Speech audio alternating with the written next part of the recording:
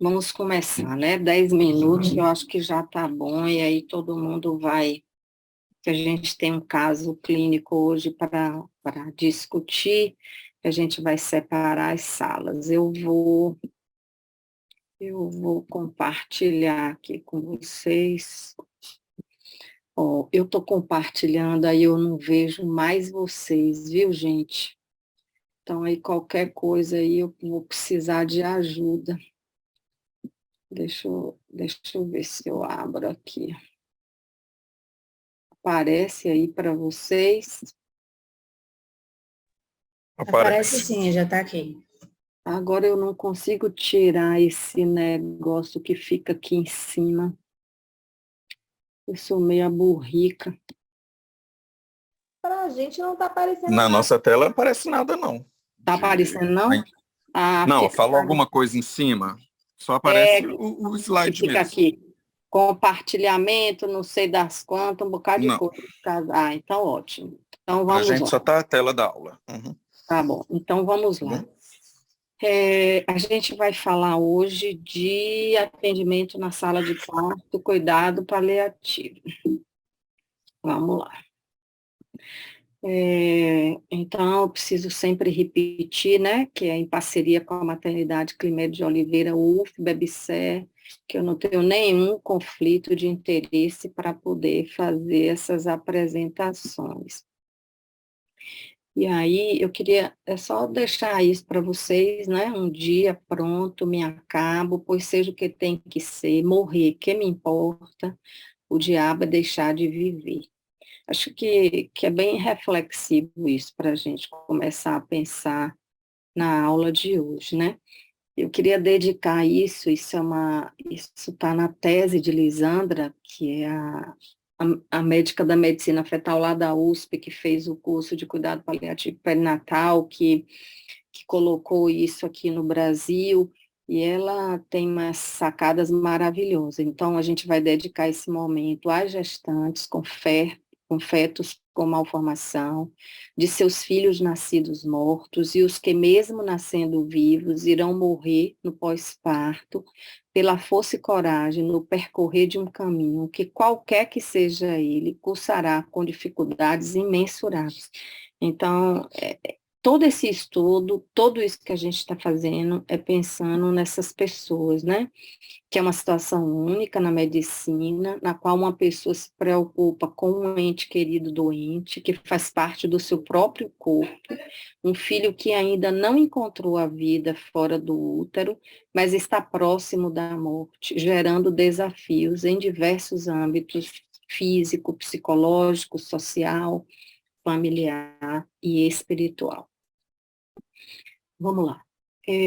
O cuidado paliativo na sala de parto faz parte de boas práticas do nascimento. Acho que a gente tem 3 momentos importantes ao nascimento na sala de parto. O primeiro é essa imagem fantástica dessa mãe com esse neném, e que 90% desses partos são assim, né? Os nenéns e as mães ficam bem, os pais, as famílias, os nenéns vão para o contato pele a pele, vão para o seio, vão para o alojamento conjunto e vão para casa. Esse é a maioria, ainda bem. 10% desses nenéns vão precisar de nossa assistência, assistência do neonatologista, do pediatra na sala de parto, para intervenções de suporte artificial de vida, estabilização e transporte desses nenéns. Desses nenéns, uma média de 1,5% a 3% são nenéns que precisam, merecem e têm o direito de ter cuidado paliativo em sua assistência na sala de parto. Então, eles vêm aqui para se despedir, conhecer fisicamente e se despedir de sua família. É desses nenéns que nós vamos falar hoje. E lembrando, o Estatuto da Criança e do Adolescente é dever de todos velar pela dignidade da criança e do adolescente, pondo-os a salvo de qualquer tratamento desumano, violento, aterrorizante, vexatório ou constrangedor. Mistanásia, de eutanásia. Tudo isso é muito vexatório, aterrorizante e constrangedor, violento e desumano para os nossos bebês. Eu não vou me deter em limite de viabilidade, porque Maria Augusta Gibelli, que é lá da USP, junto com Lisandra, na próxima segunda-feira, vai falar às 2 horas de cuidado paliativo e prematuridade extrema, e nós vamos conversar bastante, mas lembrando dos aspectos éticos, né, da assistência ao recém-nascido, nascido em sala de parto, com menos de 34 semanas, e quando é que a gente não inicia essa assistência do ponto de vista de suporte artificial de vida? Todo bebê com menos de 23 semanas está posto pela Sociedade Brasileira de Pediatria o programa de reanimação neonatal, que precisam ser recepcionados por equipe apta a fornecer cuidados paliativos ao concepto e ao apoio aos pais e à família. E isso foi de 2022, eles fizeram uma pesquisa imensa, né, no nosso país, várias perguntas do que a gente dá conta, do que a gente não dá conta. Bebês com mais de 25 semanas, a gente precisa oferecer o máximo de intervenções disponíveis, e entre 22 e 24 semanas, o que fazer, né? A gente tem algumas dificuldades com técnicas para avaliar a idade gestacional, que pode variar entre 1 e 2 semanas, as pálpebras fundidas em 20% dos nascidos vivos entre 24 e 27, fazendo a gente pensar que esse neném tem menos idade. O peso do nascimento, né, pode ter um erro de até 15%, para mais ou para menos, restrição de crescimento intrauterino, e o principal de todos, que é o desejo da família, que deve ser ouvido sempre que possível. Então, essa é a última recomendação da Sociedade Brasileira de Pediatria do programa em 2022, que foi colocado no Congresso de Reanimação aqui em Salvador no ano passado. Mas a gente vai falar muito dessa coisa na próxima semana. Então, eu só queria chamar a atenção que os nenéns prematuros, eles precisam que nós, médicos, pediatras, neonatologistas, enfermeiros neonatologistas, enfermeiros obstétricos, e os próprios obstetras entendam o que é cuidado paliativo para que eu possa oferecer para esses nenéns. Bom, eu queria discutir um caso clínico com vocês antes de começar a aula. Eu vou ler o caso. Se vocês quiserem tirar uma foto, vocês vão para salas separadas. Então, paciente Maria, gente, isso é um caso fictício e nome fictício, tem nada a ver com nada dos nossos pacientes, tá certo? A gente pega uma coisa ou outra e vai construindo, mas isso não é um caso verdadeiro.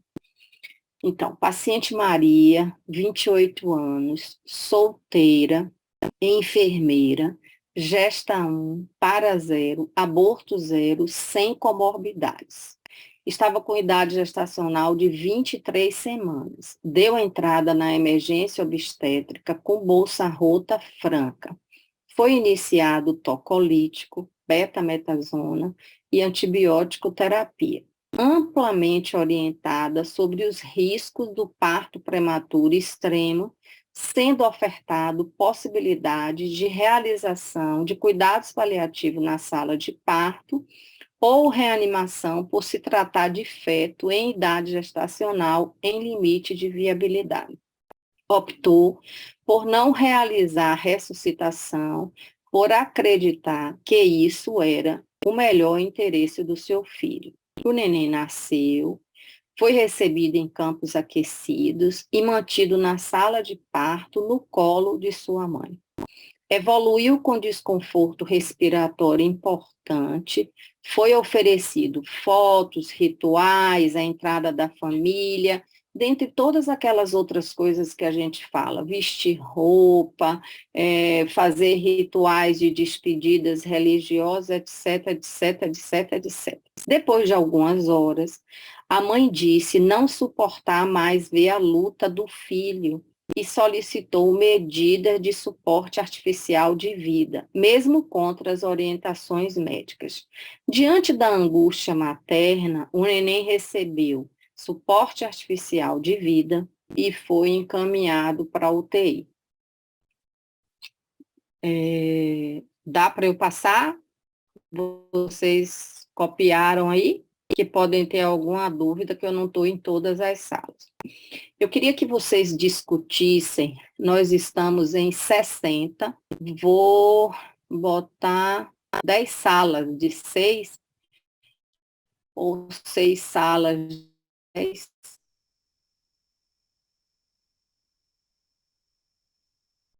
6 pessoas ou 6 pessoas é demais, né? Não? Pode discutir.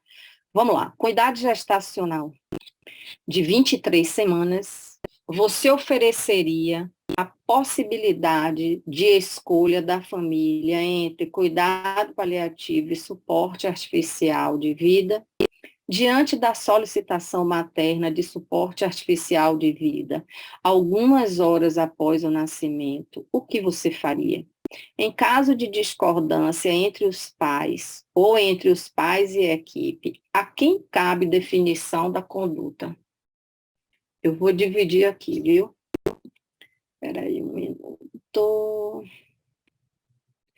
Salas simultâneas. Quanto tempo a gente vai ter para discussão? 10 minutos. Vocês estão na sala de parto. 10 minutos. Vou botar no vídeo, já vão ser preparados. Olá, abrir todas as salas. Tchau e até daqui a pouco.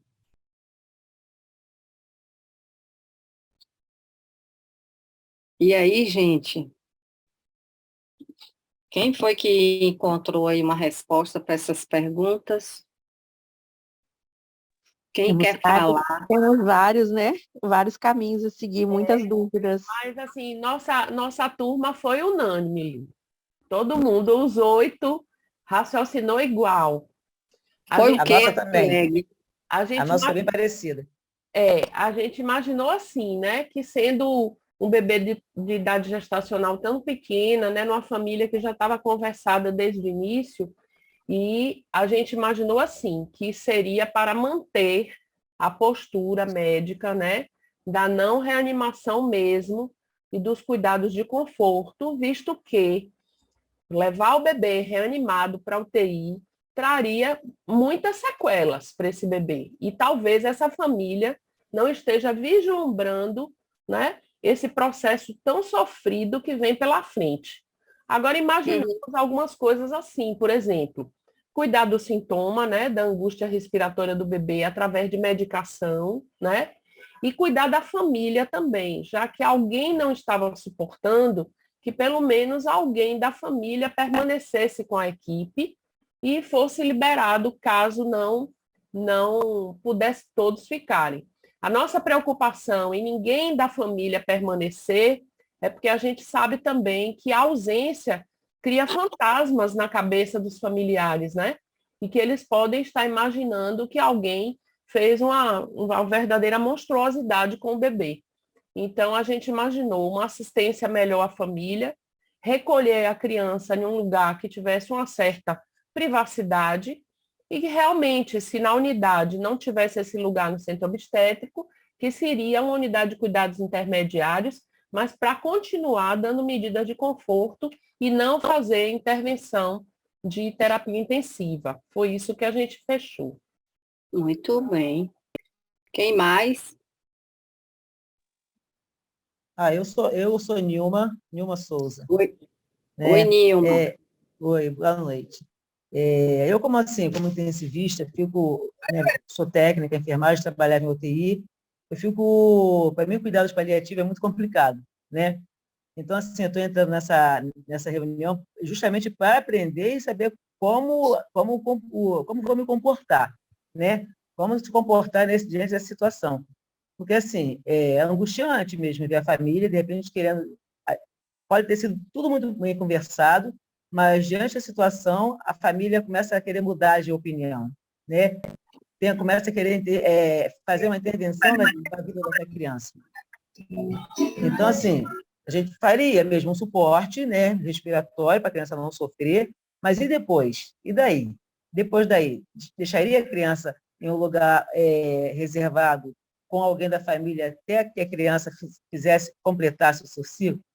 Ou estaria uma intervenção mais avançada nessa criança, mesmo porque ela tem 23 semanas e está ali no limite, né? Então, assim, eu estou mais aqui nessa reunião para saber mesmo o que fazer nesse momento. Acho que todo mundo, viu? Você não conseguiu entrar em grupo nenhum, não? Entrei, sim. Eu estava num grupo, acho que é sala 4, parece. E o que é que o povo da sua sala decidiu?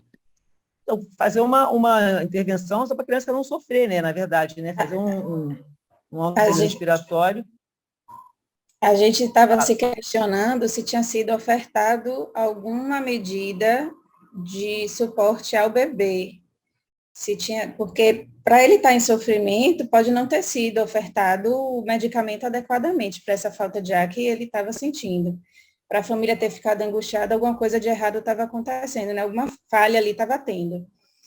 Então, a gente imaginou de ter essa possibilidade de estar cuidando desse bebê. Perfeito. Aí alguns na sala falaram eu estou pensando aqui agora, mas na sala o pessoal falou de fazer o suporte avançado, mas eu acho que, assim, o sentido não seria tanto esse, porque esse bebê sem o suporte por um tempo e depois iniciado o suporte, como a colega falou, não teria viabilidade. Meu sentimento foi de falta de assistência para o bebê. Tem que ser, assim, uma coisa muito bem conversada com a família antes, né? Saber se, assim, essa família aceitou, foi muito bem orientada em relação à idade gestacional desse bebê, com 23 semanas, que poderia ser um bebê viável, ou foi muito bem orientada que esse bebê poderia ter sequelas se fosse investido no suporte avançado. A questão é essa, saber se a família está realmente entendendo o que vai acontecer, né? O que está para acontecer, né? Se oferecer um suporte avançado ou se deixar o bebê somente com auxílio para não sofrer, um auxílio respiratório para não sofrer, né? Então, assim, a minha dúvida toda é em relação a essa metade de caminho aí.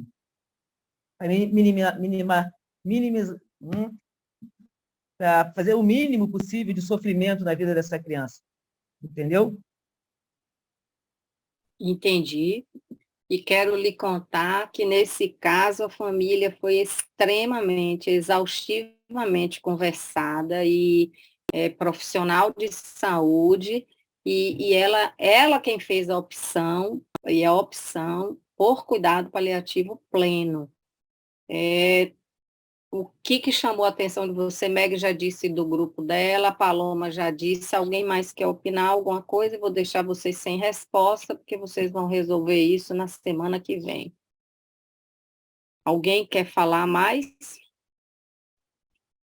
Eu fiquei na dúvida na última pergunta, né? Em caso de discordância entre os pais ou entre os pais e a equipe, o que fazer? Eu não faço ideia. E não sei se tem... Não sei se tem alguma priorização no caso da mãe, definir, mas eu penso que a família, né, é que define. A equipe vai orientando como é que vai ser, o que pode acontecer, mas eu acho que é a família que define. Agora, entre mãe e pai, né, entre familiares, como eu não sei. O que é que vocês acham? É uma vida que está ali, né? Bom, eu posso falar do nosso grupo. A gente, como há uma divergência entre mãe e pai, a gente não pesou quem é mãe e quem é pai, né? Quem é mãe pesa mais o pai. Na verdade, a nossa equipe optou, né? Conversamos em relação a equipe vai fazer a reanimação enquanto os pais se decidem. Essa foi a nossa opinião, né? E a nossa decisão no momento. Então, para dar tempo deles se decidirem, né? E porque quando o bebê nasce, tudo pode mudar. assim como na primeira pergunta, assim como no caso, na verdade, né? Ela me pareceu que era uma paciente muito bem orientada, é profissional da área de saúde, né? Sabia do que estava se tratando, só que na hora do vamos ver, para ela, o sofrimento do bebê foi muito grande. Então, assim, não cabe a equipe questionar neste momento, uma vez que ela foi, né, orientada anteriormente. Então, naquele momento, a gente iria fazer a reanimação quando ela solicitasse, mesmo sabendo, né, do prognóstico do bebê. Eu queria fazer uma consideração para vocês. Em nenhum momento eu disse que a gente controlou sintomas. Em nenhum momento eu falei que a gente controlou sintomas. A gente fez medidas de conforto, mas a gente não fez controle de sintomas físicos. Quero chamar a atenção para vocês refletirem, porque na semana que vem a gente vai conversar bastante sobre isso. Se essa mãe desesperada estava porque o filho não recebeu o protocolo correto do cuidado paliativo, de que é controle de sintoma primeiro, para depois o resto, e por isso esse neném ficou tantas horas, né, que um neném de 23 semanas também não vai ficar tantas horas assim, nesse sofrimento. Será que se a gente tivesse controlado bem o sintoma do neném, a mãe teria sentido isso?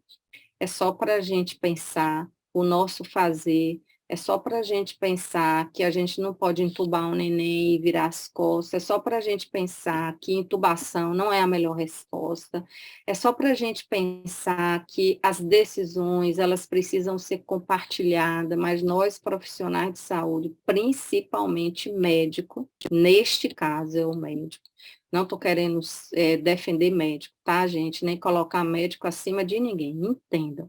Neste caso da decisão terapêutica, o melhor interesse tem que ser o do neném. Então, a gente tem que enfiar isso na cabeça da gente. Então, eu estou querendo dizer com isso que é compartilhada, lembrem-se do que eu falei lá atrás, autonomia parte do processo do entendimento de tudo, porque desejo todas as famílias vão ter. Agora, escolha, autonomia, parte do processo do conhecimento completo e claro do que a gente está propondo. Mas vou voltar, tá? Na semana que vem, é só para vocês pensarem, para a gente discutir na semana que vem. Vamos lá. E agora danou-se, foi tudo aqui na minha negócio. Deixa eu ver se apareceu aqui. Voltou para vocês? Voltou. Sim. Voltou.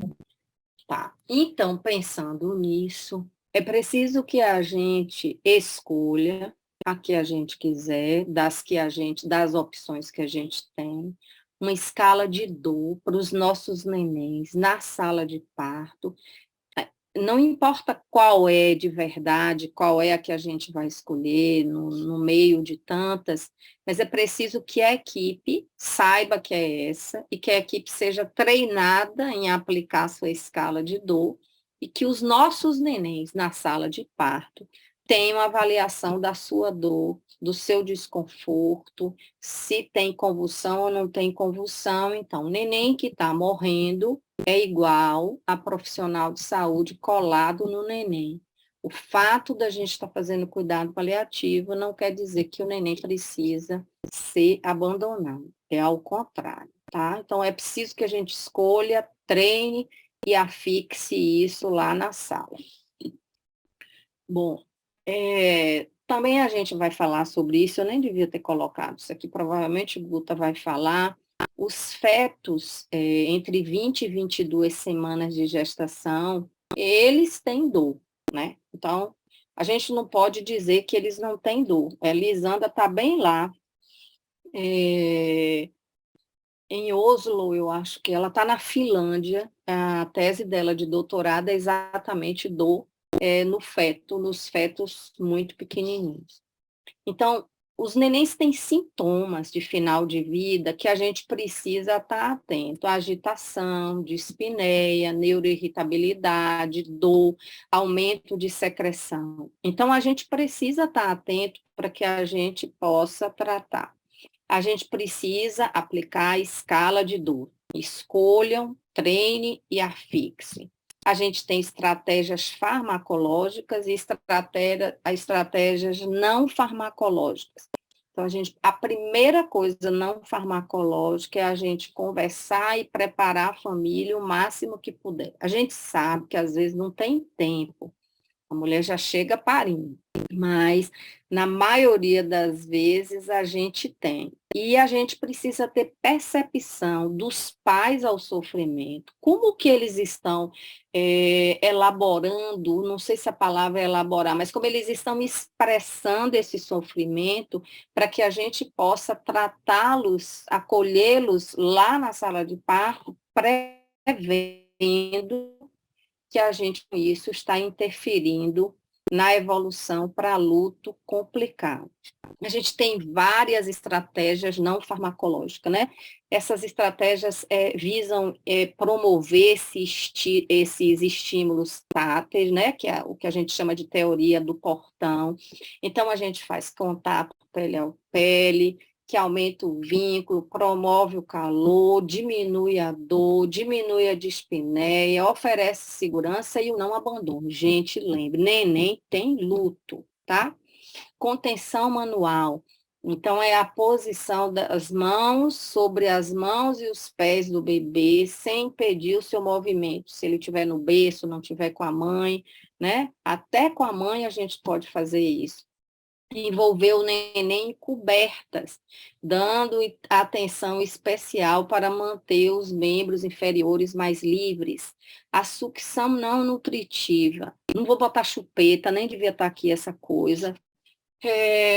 Mas é o peito da mãe. É claro que tem bebês que não vão sugar pela sua prematuridade extrema, pelas suas alterações fetais, de anomalias, mas o fato de estar naquela posição do lado do peito, para a mãe e para o neném, já é um controle de sintomas. Um leve balanço, uma leve massagem, neném prematuro não gosta disso, mas os nenéns maiores, e o peito, sempre que for possível, o neném morrer com sua mãe no peito. E aquelas estratégias que a gente chama de estais, então a gente modifica o ambiente que o neném, para que o neném tenha uma redução dessa percepção da dor e dessas ações de cronicidade, isso vale também lá para a UTI. Então, se a gente puder combinar de ter odores familiares, óleos essenciais dentro da sala de parto, reduzir a luz, reduzir ruídos, então, o telefone que toca, tira o telefone do gancho, diminui o tom de voz, apaga os alarmes todos possíveis ou diminui, não abre a lixeira e pá, solta com tudo a tampa do lixo, ter cuidado para não deixar as coisas caírem. Então, tudo isso é um envoltório que a gente faz para diminuir o sofrimento dos nenéns em cuidado paliativo. Musicoterapia, e quando a gente traz isso, a gente traz uma playlist que a família prefere.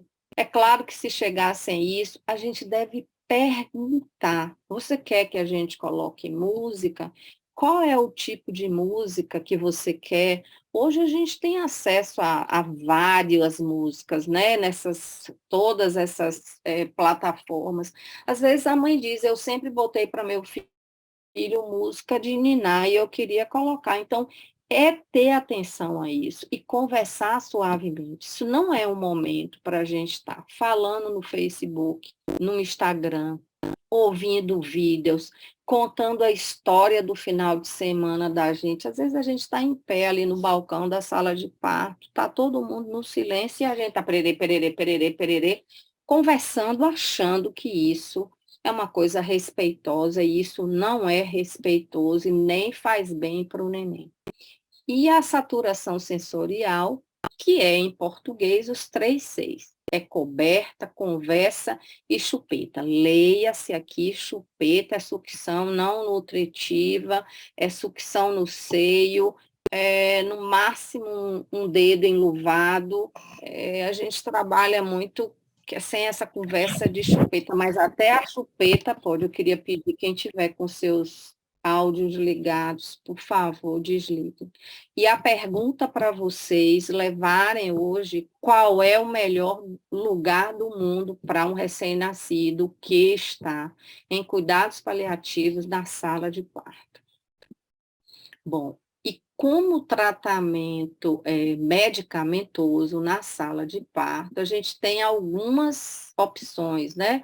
Estratégias farmacológicas. Então, a gente usa para analgesia morfina subcutânea ou fentanil intranasal. A gente tem uma preferência de usar intranasal, apesar da morfina ser droga de escolha, mas ela é subcutânea, ela vai dar dor. Então, a gente prefere usar o fentanil intranasal. Essa é a seringuinha própria para administração de medicação intranasal, mas a gente pode lançar a mão da seringa de insulina, né?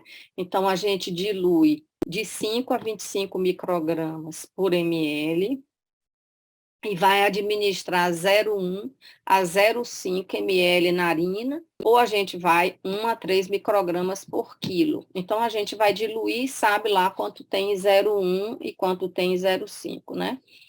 Não há nenhum relato de rigidez torácica com essa via de administração. Tem 3 artigos aí que eu vou mostrar para vocês que falam isso, que autorizam a gente a fazer. Bom, eu tratei a dor e tratei a dispneia, mas se o neném tem angústia, se o neném está muito irritado, se o neném está muito choroso e a dose do fentanil que você fez, repetiu, não melhorou, a gente pode lançar a mão de sedação paliativa. A sedação paliativa é o último recurso, né? Mas na sala de parto a gente está bem autorizado a fazer, e é claro que a gente precisa contar isso para a família, né? Vai contar que o neném vai ficar assim, que isso foi a medicação que a gente fez, mas essas são doses que não são doses para ninguém morrer, tá? É para sedar. Então, a gente usa de 0,1 a 0,3 miligrama por quilo por dose, subcutâneo, intranasal, mas a gente vai fazer intranasal. Por que a gente não deixa o Narcan, mas a gente deixa o Lanexate? Porque o midazolam, sim, tem alguns estudos que o neném pode fazer uma sedação muito grande e ter efeito colateral, mas é se a gente não ficar atento à dose que a gente está dando. Mas é sempre bom a gente ter isso. Mas está descrito também que nesse processo de morte, que começa imediatamente após o nascimento, né, para esses nenéns prematuros demais, ou os nenéns em malformações que são pós-parto, esses nenéns têm suas vidas ameaçadas, porque eles não conseguem sobreviver com a patologia deles, eles já têm uma certa sedação fisiológica e por isso eles têm altos níveis de vasopressina, hipercapnia e hipoxemia.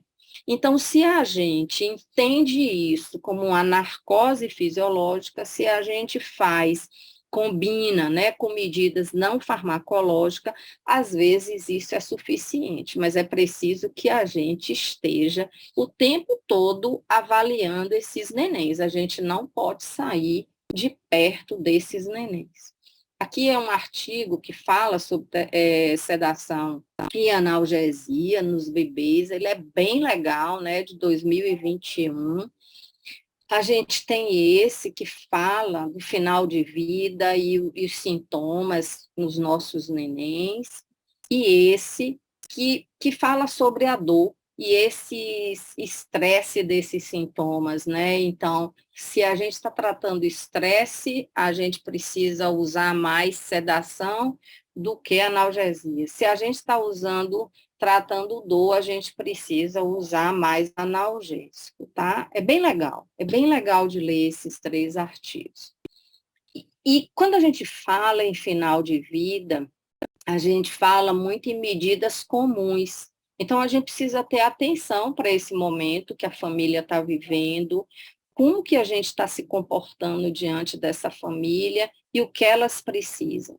De novo, criar memórias é um dos pontos mais importantes para quem perde filho na sala de parto, na unidade neonatal, intraútero. Eu estou encontrando com o filho que vai nascer, e eu estou dando adeus para esse filho que vai morrer, adeus. Então, é preciso que a gente trabalhe o nascimento, a vida, para depois a gente trabalhar a morte. Se a gente só ficar lá na morte, a gente aumenta a chance de luto complicado. A gente precisa ter pacotes de recursos dentro das nossas maternidades. Caixa de memórias, lugar para impressão plantar, cartas de condolências, folhetos que expliquem várias coisas sobre luto, sobre a morte, de famílias enlutadas, e aí é o que a maternidade vai fazer para si.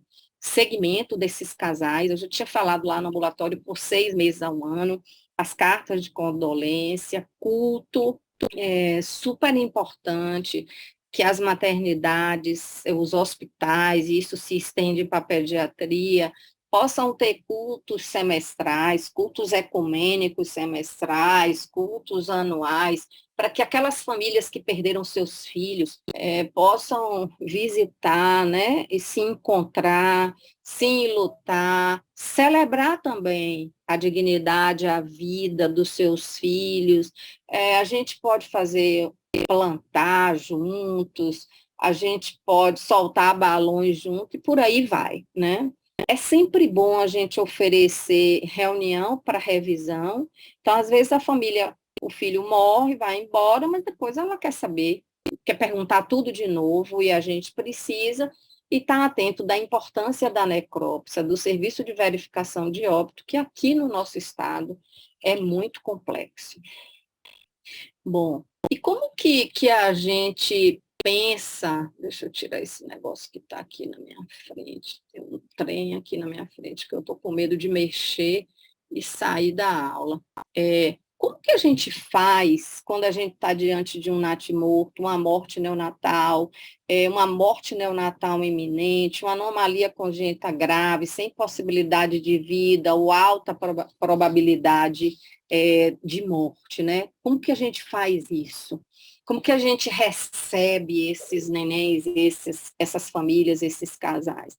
Então, a gente precisa assegurar a privacidade da família, da mãe e do neném. A gente precisa ter uma forma adequada de comunicar notícias difíceis. Então, estudar comunicação é primordial para tudo que a gente faz, fornecer para essas famílias todas as informações solicitadas e necessárias. Gente, a gente não tem que ter medo da finitude, nem dizer a palavra morreu. Não foi a óbito, eu sinto muito, ele não suportou, eu sinto muito, mas eu não consegui. Tudo isso não faz bem para as famílias. Então, a gente precisa ficar olhando para o espelho e falar, se olhando no espelho, seu filho morreu, sinto muito, ou seja lá o que vocês queiram dizer, mas não fiquem dando volta designal para dizer coisas muito importantes. Essas famílias precisam escolher e preparar um quarto privativo, né? A gente precisa escolher e preparar para essas famílias, para que elas não tenham contato com outras mães e com outros bebês, sair aplicando os adesivos nos quadros de aviso, na porta do quarto da mãe, na porta do centro obstétrico, em tudo quanto for lugar. Para a neonatologia, a história está posta para a borboleta roxa. Aqui no estado, a gente fez uma logomarca de borboleta para não usar a borboleta, essas que tem na internet. Mas esta semana teve o Congresso Brasileiro de Terapia Intensiva Pediátrica, E Daniel, que é um médico intensivista lá no Canadá, que estuda muito cuidado paliativo, que eu tive o prazer de conhecer pessoalmente, ele me veio com uma coisa fantástica que eu vou comprar. Eu ia comprar hoje, não comprei porque eu não tive tempo. Ele coloca uma lanterna com uma vela artificial dentro, no balcão da maternidade, da UTI, na sala de parto. Isso quer dizer o seguinte: opa, aqui tem uma família enlutada, aqui tem um neném que está morrendo, aqui tem um neném que morreu, aqui tem vários nenéns que estão em cuidado paliativo. Então, quem entra na unidade, eles não usam a borboleta com tanta rotina, mas eles usam colocar uma lanterna com uma luz artificial, né? Aquela vela que não é vela, e está lá. Então, quando uma pessoa entra no meio da unidade, no meio da sala de parto, todo mundo já pensa, olha, é ali, e a gente já fica mais, já se comporta de outra forma. Eu ainda acho que os adesivos por porta são muito interessantes, porque os desavisados entram para levar um suco, para levar uma coisa, para fazer um acesso. Oh, que lindo, que bom, parabéns, e toca da coisa, e o neném está morto ou o neném vai morrer. Então, cadê o peito? Se o neném vai mamar muito. Então, eu acho que a gente precisa ter muito cuidado com isso. A gente não deve nunca sedar a mulher. Nunca, jamais. A não ser que tenha um pedido expresso desta mulher para ser sedada. Né? A gente precisa respeitar os planos iniciais, que é o plano de cuidado, que é isso que foi colocado aqui, mas a família pode mudar de ideia. A gente só precisa prestar atenção no melhor interesse do neném. E a gente precisa prestar atenção se nós não estamos fazendo eugenia. Isso é muito sério, tá? A gente deve incentivar o casal, a família, a ver o neném, a tocar no neném, a passar o tempo que quiser com o neném. É óbvio que tem famílias que não querem. Todos os rituais que essas famílias desejarem, a gente precisa ajudar que eles aconteçam. Fazer fotos, vídeo, fazer um tufo do cabelo, a impressão plantar, a pulseirinha do neném, faz duas, porque o neném precisa ficar identificado, mas faz outra. Então, tudo isso a gente precisa ter bastante atenção. Fornecer a caixa de memória, e lá vai o negócio me empatando aqui. E essa caixa de memória pode ser só a caixa, para que os pais, a família, coloquem nelas aquilo que eles identificarem como opção, como desejo, como que faz sentido para eles, mas a gente também pode já dar uma caixa com coisas significativas que façam sentido e que a gente saiba dizer para eles o sentido daquilo. E toda vez que o neném morrer, como é que a gente leva esse neném para a família e como é que a gente leva esse neném para o necrotério? Pelo amor de Deus, quem tem saco preto, trate de trocar esses sacos horrorosos. Mas a gente não recomenda neném ir no saco. O neném precisa tirar do excesso, a gente não dá banho para que essa mãe possa cheirar esse neném. Se a gente puder pegar a touca do neném, ou uma das mantas do neném, ou uma parte da roupa do neném que entrou em contato com todas as secreções do neném e guardar num saco de ziploc, aquele saco que a gente usa para fazer congelamento e botar nas nossas caixas de memórias, isso é fundamental para o tratamento do luto, se a memória do olfato, essas mulheres, cada vez que cheiram lá na frente, nos seus tratamentos, elas liberam endorfina, elas conseguem falar melhor dos seus sentimentos e elas conseguem se liberar mais. Isso não sou eu que estou dizendo, tá bom? A gente precisa vestir o bebê com fralda, com meia, com chapéu, com roupa, com cobertor, e seguir o mesmo protocolo da maternidade que vai trazer o bebê vivo para suas mães. Então, é assim que a gente entrega os bebês para as mães, depois que elas ficaram lá com eles, e na última hora veste e bota lá para fazer tudo que tem que fazer, e esses nenéns descem, ou sobem, ou seja lá o que for, onde for o necrotério, desta forma, nos bercinhos de transporte de acrílico, igual a gente transporta os nenéns que estão vivos para os quartos da mãe. A gente deve ter o hábito de ir junto com esses nenéns, ou um de nós. O que não pode é entregar o neném no saco preto, ou numa bolsa térmica na mão do maqueiro para levar o filho. Prestem atenção a isso. A gente precisa chamar esses bebês pelo nome, então, se tiver genitália indeterminada, aprendam a conversar com as famílias sobre quem você imagina que é seu filho.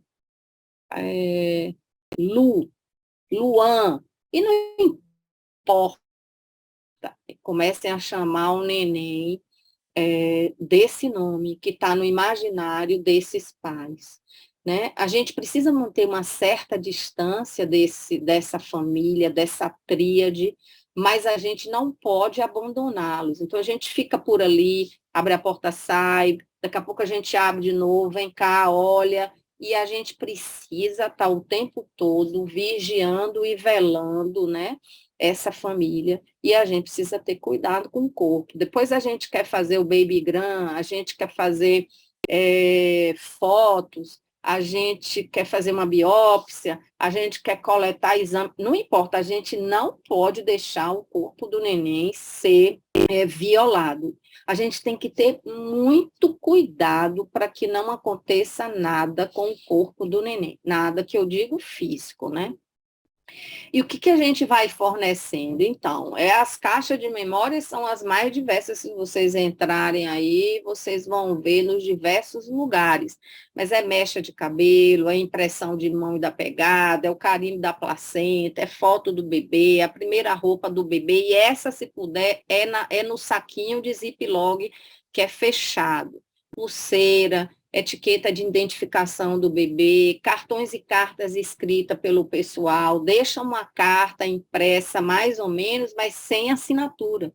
E aí deixa lá um lugar, porque a equipe toda que estiver no parto vai assinar e entregar para essas famílias. Não precisa a gente dar para eles nesse momento, mas a gente coloca no envelope e bota dentro da caixinha. Em algum momento, eles vão ler isso, né? Folhetos sobre o processo, grupos de apoio, e por aí vai. E a gente escreve orientações todas de serviços funerário, cartório, de registro civil, cremação, tudo que a gente puder escrever vai para essa caixinha ou para o envelope para quem não tiver caixinha, né? Vai querer que tenha supressão de leite, não quer, então o obstetra vai prescrever a cabergolina, não, eu quero doar leite, não vai prescrever, e a gente vai dar todas as orientações, e isso a gente precisa estar com isso na ponta da língua.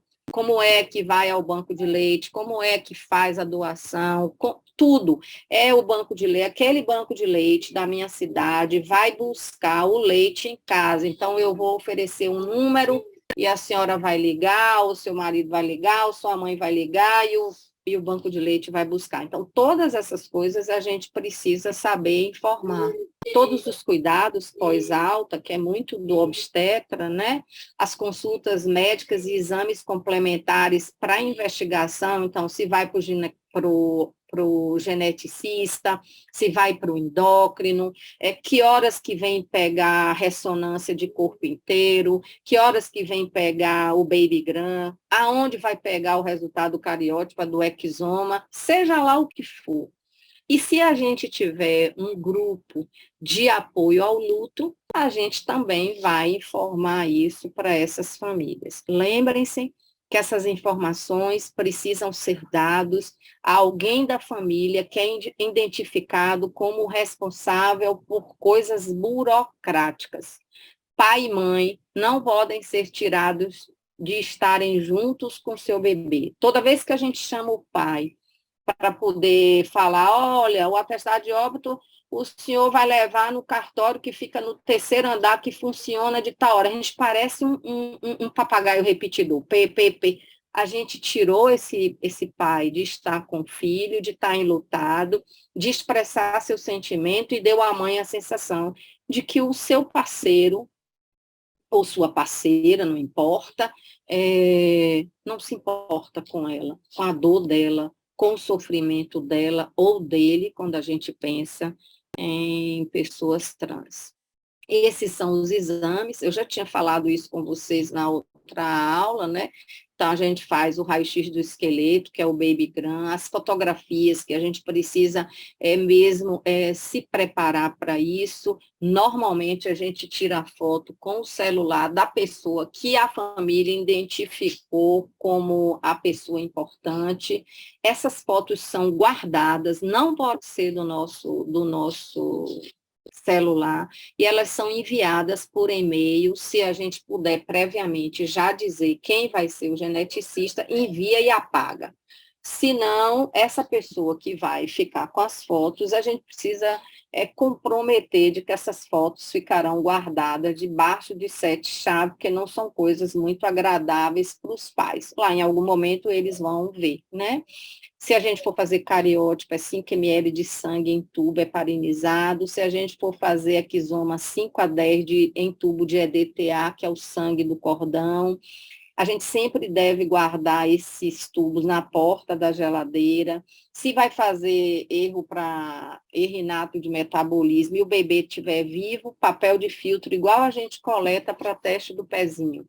Se o bebê estiver morto, DTA 4 ml de sangue. Não esquecer nunca de fazer ABO, RH, cumbis direto. Tem bebês que as mães são negativos, tem bebês que a gente pode ter ABO. Isso tudo é importante para a próxima gestação. Serviço de verificação de óbito, se for o caso, e anatomia da placenta. Bom, isso também aprendi essa semana com o Daniel. Eu já tinha lido sobre isso, mas eu acho que eu não tinha entendido muito bem. Quando ele falou essa semana, eu falei, meu Deus, eu sou muito ignorante mesmo. E aí eu fui entender. Essa enfermeira já ganhou milhares de prêmios mundiais por causa disso, e é o que eles chamam de pausa. Então, fazer uma pausa para honrar aquele bebê, aquela vida, né? Aquela pessoa, porque pode ser a gestante também. Então, depois que tudo acabou, se passou, nós profissionais, vamos fazer uma pausa juntos, quem participou dessa história, e fala o nome do bebê ou da gestante, ou a puérpera, foi alguém que amou e foi amado, era familiar e amigo de alguém. A nossa maneira, e em silêncio, vamos dedicar um momento para homenagear João. Honremos e reconheçamos também o cuidado prestado por nossa equipe. 15 a 30 segundos de silêncio, obrigado a todos, e todo mundo volta para o trabalho. Isso pode parecer uma coisa simples, mas isso tem muito a ver com o cuidado nosso, o cuidado do nosso sofrimento, o cuidado das transferências que fazemos dia a dia do nosso trabalho e que a gente não se dá conta de quantas mortes sucessivas e dramas sucessivos que a gente enfrenta todo o tempo, o dia todo no nosso trabalho. Isso nos atropela e nos atravessa. Então, fazer uma pausa, honrando a pessoa, reverenciando a pessoa e agradecendo a nós, tem um poder muito grande. E a gente precisa estabelecer um programa de segmento para essas famílias, para a gente, né? A gente precisa conversar com a família entre nós, a gente precisa se aproximar da família, de nós mesmos e das nossas dificuldades com os nossos lutos. A gente precisa mostrar para que a gente veio, como, dizendo a eles e dizendo a nós mesmos aquilo que a gente não tem coragem de dizer, esclarecer e ir ao funeral. Isso, para mim, é uma coisa muito importante. Eu vou a 100% dos funerais dos meus pacientes. É claro que, às vezes, não dá para ir, porque não é aqui em Salvador. Ontem mesmo teve uma cremação de um neném que eu atendi sexta, e eu não pude ir, porque eu estava de plantão e não consegui trocar, e eles me fizeram a gentileza, um imenso sofrimento, e ainda me botar na vídeo do celular para que eu participasse online desse momento. Então, isso faz todo sentido para eles e faz todo sentido para a gente também, né? Então, uma ferramenta que pode nos curar e nos confrontar é a carta de condolência, e esse médico acha que isso é uma coisa antiga, porque a gente faz tudo hoje no computador, porque a gente faz online, porque a gente faz digitado, mas às vezes poder escrever uma carta no nosso papel timbrado, com o nosso nome ou com o nome da equipe, faz toda a diferença. E o que a gente não deve fazer? A gente não pode ser frio com o outro, a gente não pode dar impressão de pressa, a gente precisa evitar essas linguagens corporal e evitar não olhar no olho das pessoas. Quando a gente conversa com as pessoas, o outro quer que você os encare. E a gente olha para um lado, olha para o outro, olha para baixo, porque a gente tem muita dificuldade de encontrar com os nossos próprios males, né? A insensibilidade, a falta de paciência, meter conversas pessoais na história, não fique assim não, eu também já passei por isso. Quem fala isso devia tomar uma paulada, um bumbo na cabeça. O que tem a ver sua agenda com a agenda do seu paciente? Desde quando o meu sofrimento pode ser comparado ao sofrimento do outro? Quem disse que ele está querendo saber da nossa vida? Ele quer saber do sofrimento dele, da dor dele, da história dele. Risadas e piadas, noção de não apoio. É assim que quando a gente está muito alegre, não estou dizendo que a gente tem que ficar chorando, morrendo com cara fúnebre, mas também a gente não pode parecer que está numa festa mais alegre do mundo, porque isso dá uma falta, uma sensação de respeito para esses pais. Uma coisa que não está aí é não ser leal, é não ser verdadeiro, é não falar claramente a verdade. Mas quando eu estou falando de verdade, não é aqui. O seu filho está usando nutrição parenteral, ele fez um desconforto com síndrome respiratória grau 1, eu precisei fazer 100 miligramas por quilo por não sei das quantas de sulfactante. Ele tem um PCR, olha só, PCR. Quem lá quer saber que diacho é PCR, pelo amor de Deus? Isso não é conversa que médico, que enfermeiro, que fisioterapeuta tem que ter com a família. A gente precisa se emendar mesmo, sabe? Cair na real. Essa é a verdade. E a gente tem palavra para tudo, né? Quem perdeu o marido é viúvo, quem perdeu a mãe é órfão, quem perdeu o marido é viúvo. Agora, dizer quando um filho morre, isso é algo inominável. Está lá, se vocês procurarem morte do filho, inominável. Não tem nome para isso. De certo que esse deve ser o maior sofrimento de todas as histórias que a gente está contando. E como é que a gente trabalha com as maternidades, seus protocolos engessados? Como é que a gente faz isso? Não, só pode entrar 2 pessoas. Não, eu estou saindo do Covid, só pode entrar uma pessoa. Visita é às 15 horas. Que diacho de pai e mãe? A visita de quem, pelo amor de Deus, gente? Pelo amor de Deus, a gente precisa acabar com isso, chegar nas portas das unidades, visita dos pais, não sei que horas, a não sei que hora. Visita das avós, não sei que hora, não sei que hora.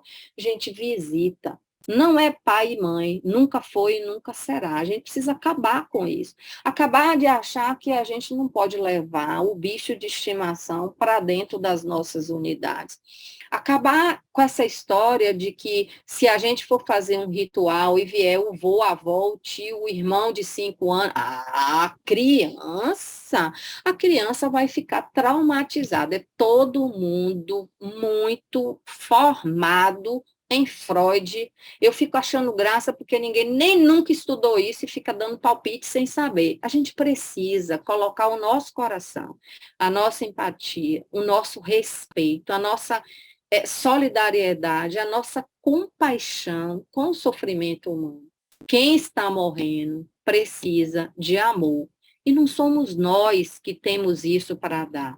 Quem tem isso para dar é a família de quem está morrendo. Então, para com esse negócio de que na UTI não pode entrar, na sala de parto não pode entrar. Pode sim, basta que a gente comece a sair dessas barreiras, desses muros, que a gente comece a olhar para diante desse muro que a gente olha, dessa parede que a gente criou, né? Nós não estamos mais no século mais dessas conversas, nós estamos em outro momento da vida, né? Aqui é mostrando também, que eu já falei, sobre o leite humano, a Anvisa não impede ninguém, mulher enlutada nenhuma, de doar seu leite. Isso pode fazer muito sentido e a gente precisa garantir que isso aconteça, cada um nos seus locais de trabalho, nos seus bancos de leite, no seu estado, no seu município, né? E uma outra coisa é a atribuição do nome do natimorto. A gente não tem uma lei específica para isso, e tem regras estaduais para atribuição do nome, né? Porque fica natimorto de, mas a família quer colocar um nome, então não tem nome para colocar, mas tem os registros, o cartório de registro civil de pessoas naturais que realizam o registro de óbito lá no seu livro C, auxiliar. Se quiser, não tiver com preguiça, pode fazer isso. E a pessoa, a criatura, o casal, sai com o nome do seu filho e não natimorto de. Tá?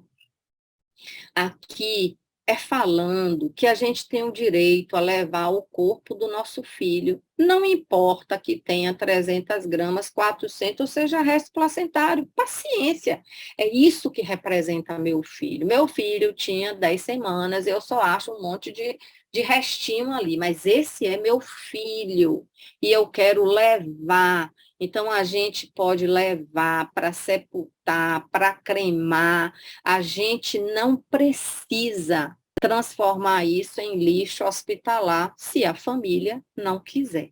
E isso está em norma técnica da Anvisa, tá?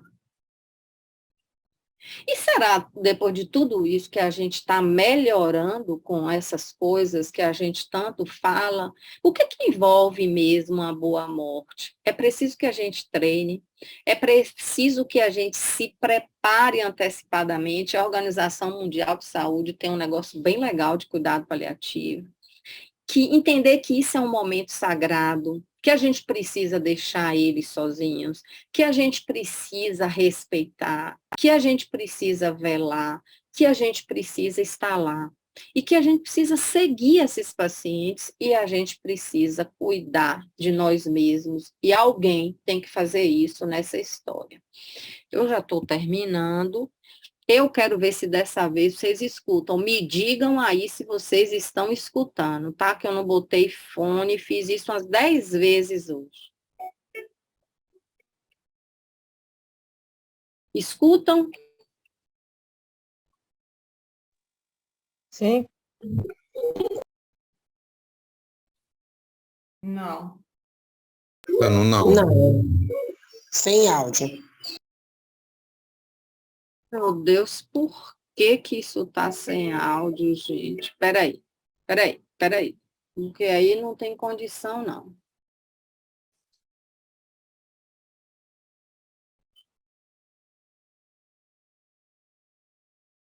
Deixa eu ver se vai agora, tá? Deu certo. Deu certo. Ah, Certo, foi sim.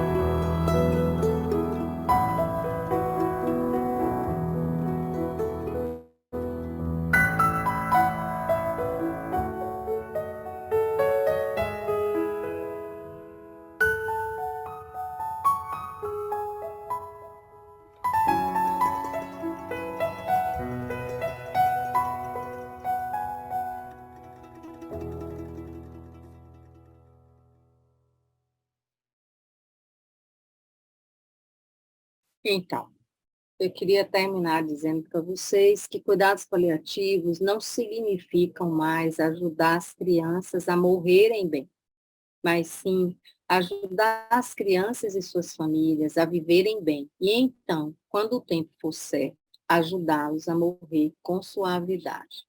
Acho que era isso que eu queria dizer. Aqui são as referências. Deixa eu romper, voltar. E eu estou à disposição, se vocês quiserem questionar alguma coisa, discordar, falar, a gente ainda tem um tempinho. Eu não li nada, viu, gente? Daqui a pouco eu leio, porque eu não estava conseguindo ler por causa da aula. Se alguém quiser. Oi. Lília, acho que eu não vou nem dormir essa noite. E se eu Por puder, quê? de tão boa que foi a sua aula. Agora, se eu tivesse o poder, mas eu não tenho porque eu trabalho numa instituição pública, eu acho que eu suspendi o pagamento de quem não assistia a sua aula. Ah, é? É. Dá para mim, Lu, eu quero! Não, Marquinhos. Ô, Lu, mas a gente vai passear aí, a gente vai fazer um bocado de gente assistir. A gente vai mudar um monte de coisa no nosso país. É assim, é de pouquinho em pouquinho, a gente vai conversando, um vai dizendo para o outro, um vai falando para o outro. Obrigada, Lu. Obrigada. Eu fiquei aqui pensando que a gente não tem esse olhar paliativista nem naqueles bebês que têm viabilidade, porque ainda existe muita coisa, né, que acontece. O bebê que nasce prematuro, ele é tirado logo da sala de parto, nasce e vai logo para a UTI. Mal encosta na mãe para tirar uma foto e sai. Quantas coisas, de repente, podiam ser evitadas, né? De piora do bebê. Verdade, Paloma. De quantos bebês sofrem, de quantas famílias sofrem e de quantas famílias levam esse sofrimento por anos em suas vidas porque não tiveram a possibilidade desse respeito, dessa atenção, desse cuidado. E às vezes, anos depois, a gente ainda está chorando pela morte dos nossos filhos e entendendo que foi uma morte não respeitada e que poderia ter sido diferente. É bem assim, é bem assim.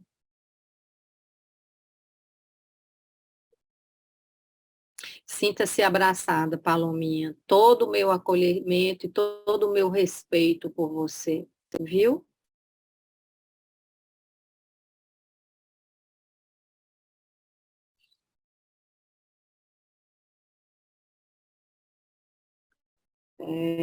Eu vou ler todo mundo, tá?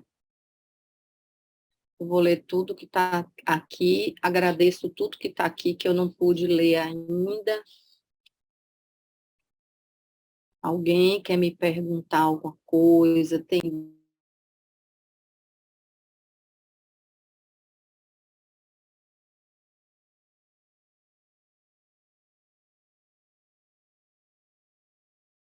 Você mudou o seu áudio aí, você mutou o seu áudio, Lília.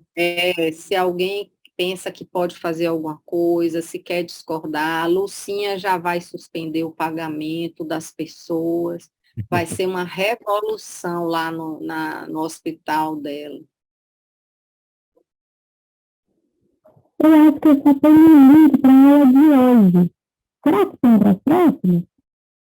Porque quem está falando... Seu áudio está ruim, Carolina. Não deu para entender o seu áudio. Abafado.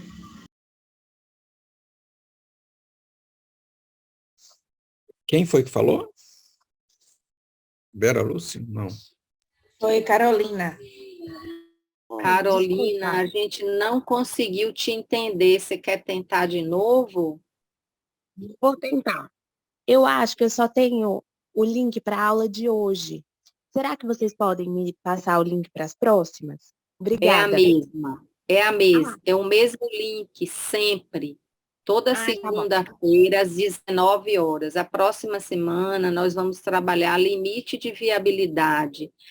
A cada 4 semanas, eu libero os temas. Então, na próxima semana, eu vou liberar os de junho, mas já posso dizer para vocês que a gente vai ter serviço social, que a gente vai ter o grupo do colo vazio, a gente vai ter um bocado de coisa legal. A gente vai ter cuidado paliativo em cardiopatias, né? Mas o link é sempre o mesmo, na mesma hora, tá? E o link para assistir as gravações também é sempre o mesmo. Ô, Lília, se for Oi. pensar em proporcionalidade, né? Casos da neonatologia, esses casos, né, do bebê que vai morrer logo depois do nascimento, a maioria desses casos já chegam à sala de parto, esses pais já chegam cientes, ou essas 23 semanas, por exemplo, é como quase tudo é um susto? Marcos, repare, eu acho que é quase tudo um susto. Agora, as pacientes que ficam internadas por questões obstétricas, né? Perdeu o líquido, está com ameaça, Bela, que é obstetra traí, Mariana Lino também, que trabalham aqui com a gente, elas ficam às vezes um mês internada, dias, aí a gente trabalha com esses casais exatamente essa perspectiva do que é possível, a gente já vai construindo essas listas, essas memórias, a gente vai aos poucos construindo, então eles chegam na sala de parto com isso mais organizado, com isso mais definido, e isso é mais fácil. Às vezes, na grande maioria das vezes, durante o internamento, a gente já vai criando o plano de cuidado com esses casais, porque quando o neném nascer, a gente mais ou menos organizou se a gente vai fazer instruções prévias de não reanimação, que drogas nós vamos fazer, como que a gente vai fazer. Gente, daqui a pouco eu procuro aqui a lista, deixa eu só responder, eu já boto para vocês. Mas está aí, eu já botei umas 3 vezes. Mas é isso, mas muitas delas chegam no susto, e eu acho que isso é o que mexe demais com a gente profissional, ter que tomar essas decisões na sala de parto, mas eu queria que essas decisões, na dúvida pro réu, não tome decisões que a gente não pode discutir. Agora, a observância é de não permitir que os nenéns tenham sofrimento físico e depois de tomada a decisão, por exemplo, não sei o que fazer, entubei e levei para a UTI. Não perpetue isso.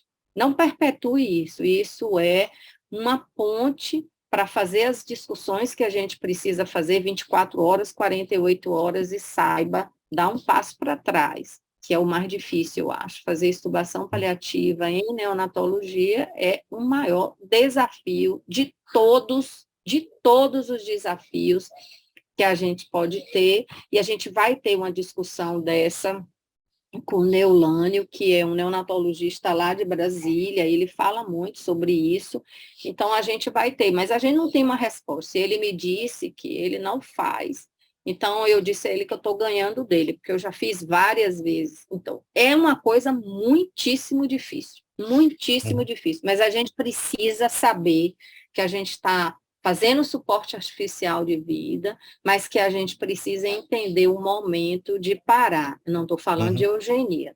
Não estou falando de eugenia. Não estou falando. Não, estava pensando, era no caso do estudo de hoje mesmo, né? Essa mãe das 23 semanas. E, né, ela fala que ela não quer a reanimação e tudo, e depois ela muda de opinião. Aí, porque essa mãe, né, sempre deve chegar depois que tudo aconteceu.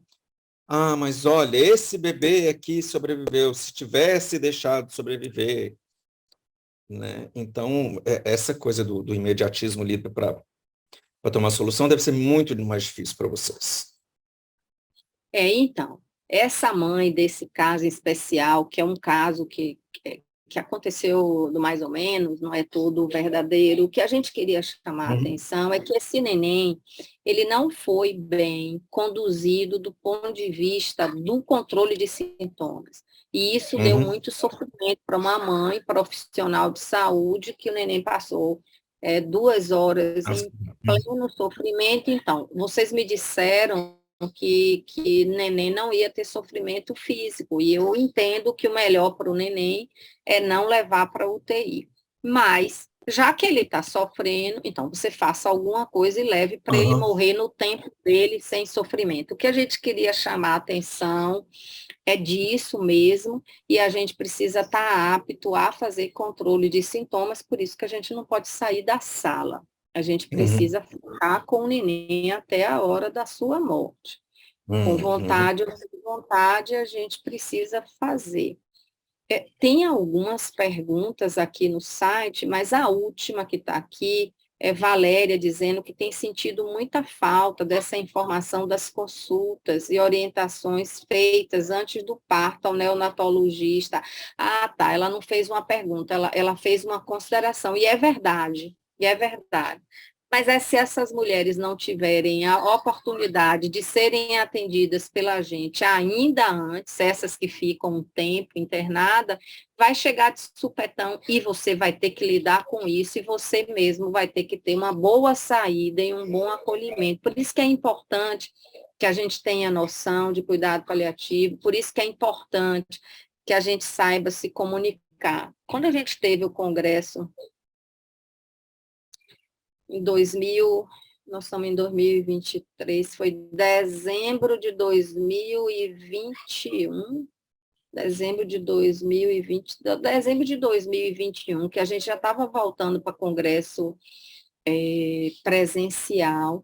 A gente teve um congresso aqui em Salvador de perinatologia, e a gente fez um pré-congresso de cuidado paliativo em sala de parto presencial. Foi bem legal, porque a gente construiu um projeto lá na universidade, e a gente deu, e foi bem legal, as pessoas gostaram bastante. É isso, é treino. A resposta para isso é treino, não tem outra resposta. É a gente se treinar, é a gente estudar. É minimamente, não estou dizendo que todo mundo tem que ser paliativista, e nem tem cabimento, né? Mas é que a gente tenha noções de cuidados paliativos para que a gente possa, pelo menos, saber indicar, saber iniciar e chamar o especialista. Porque, assim, você vai fazer sedação paliativa, extubação paliativa, tem que ser paliativista. Tem algumas coisas que tem que ser o paliativo. Pode ser necessário ser paliativo. Ela caiu? Oi. Acho que a Lília congelou. Oi, quem é? Lívia. Eu? Oi, aqui Oi. é Érica. Érica, eu queria saber, com a sua Oi, vasta Érica. experiência, se você já teve alguma situação de algum profissional fazer uma objeção de consciência, assim, no momento ali, na sala de parto, de falar, olha, não topo fazer isso, vai contra minhas crenças, meus valores, acho que até colocar em questão até o termo, né, da eugenia. Já aconteceu de você ter essa experiência na sua vivência prática? Eu acho que essa pergunta é para meu time da clínica, que está todo aqui, e a gente está quinta-feira, de 13 às 19, para discutir as nossas. Estão me escutando? Está picando, Lília. Tá picotando. A sua imagem está congelando e a sua voz também. Deixa eu ver se ela melhorou. Peraí, deixa eu ver se eu ligo aqui no do celular para ver se... Peraí, deixa eu ver um pouquinho. Então... Ficou grudado em mim, não é, Vincent? Também não sei. A gente tem isso, objeção de consciência. Para não querer fazer, achar que a gente é doida porque a gente faz, e eu vou te contar uma história. Um carnaval, eu atendi um casal que queria fazer interrupção de gestação, o neném era muito, muito mal formado, e tinha um coração inoperável. E aí a gente diagnóstico bem precoce, mas eles demoraram, eles para tomar essa decisão de interromper, e decidiram interromper a gestação com 20 anos, o diagnóstico tinha com 13 semanas, mais ou menos. E a gente tomou de parto durante Lília, talvez se você desligar o vídeo, porque a gente não está conseguindo. O meu. Talvez quando desligar o vídeo, melhora o som. Melhorou?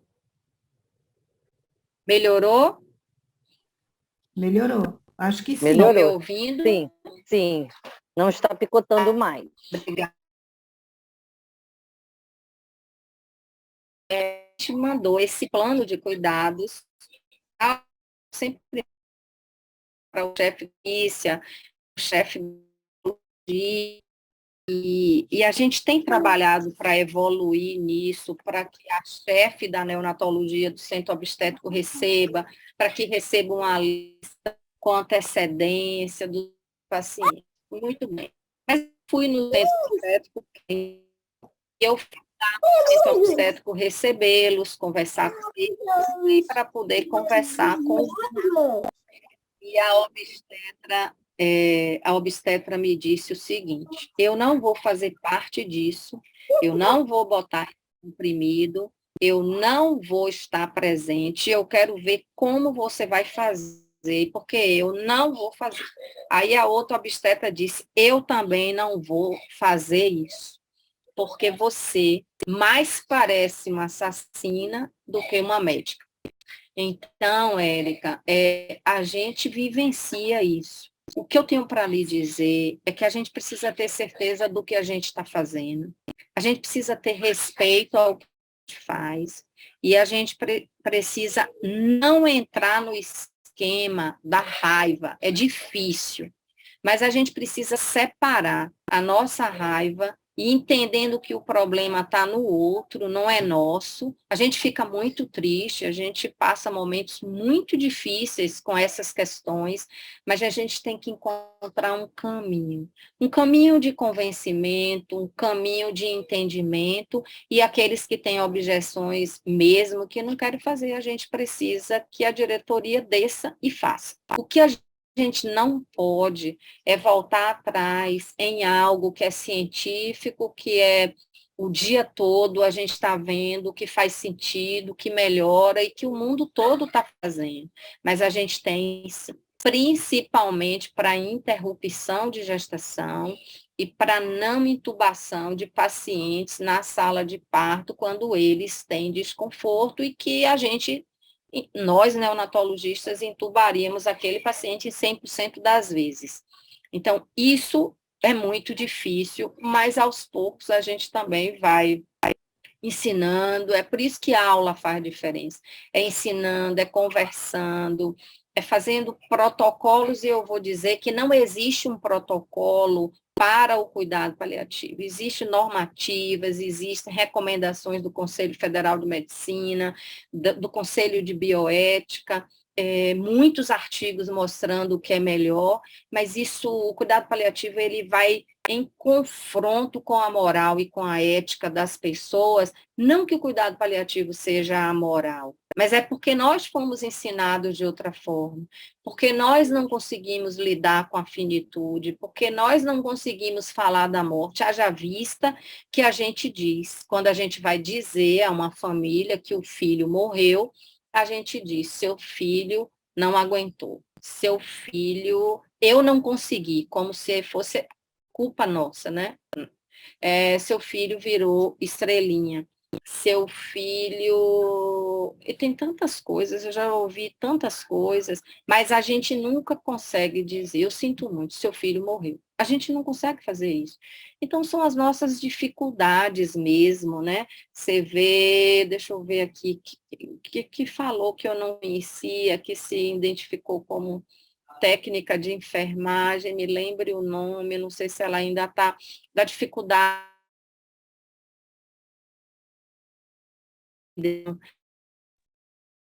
É isso.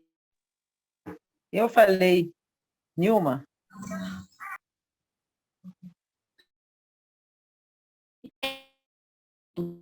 Há um sofrimento muito grande.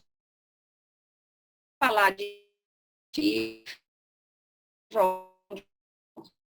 Lília, você está picando de novo. matar e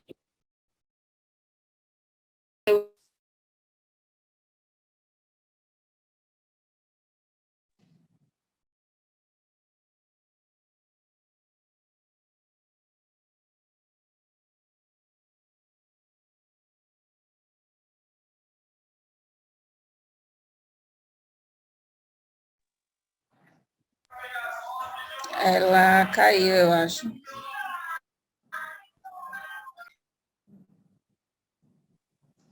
Aí ela saiu. Ela saiu, ela deve estar voltando. Ela ia entrar com o celular.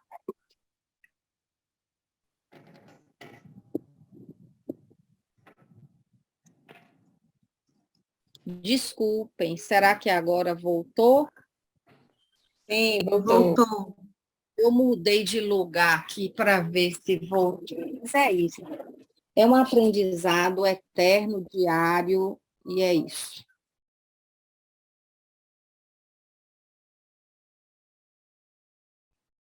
Mais alguém?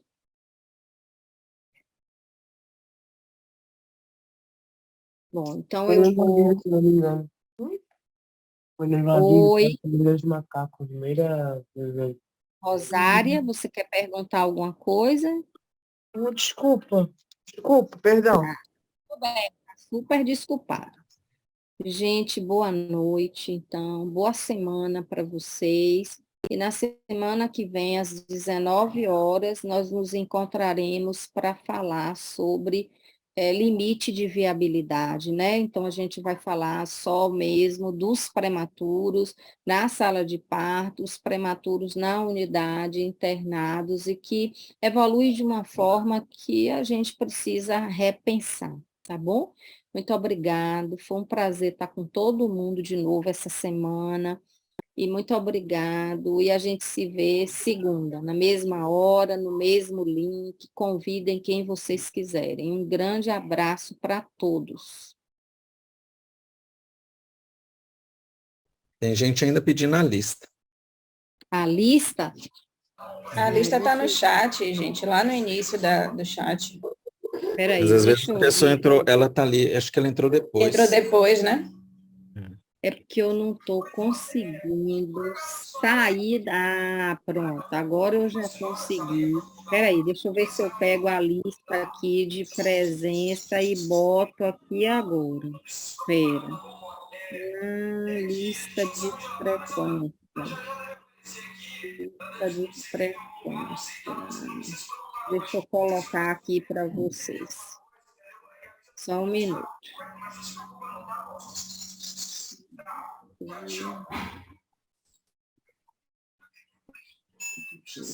Tá aí.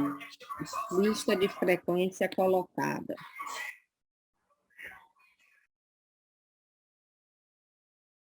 Certinho.